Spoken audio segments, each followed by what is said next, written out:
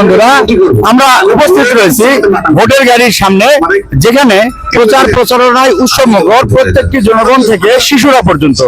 আমরা একটি শিশুর কাছ থেকে এ পর্যায়ে তাদের কথা শুনবো। বলেন, নাম বলেন। আমার নাম আবু তালহা। আচ্ছা, আপনি কার সঙ্গে এসেছেন? আমি আমার দাদির সঙ্গে আছি। আচ্ছা, এখানে এসে কি শিখলেন? দেশের চাবি আমাদের হাতে। দেশের চাবি আমাদের হাতে।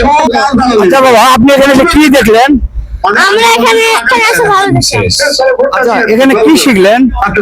দেশের চাবি আমাদের হাতে।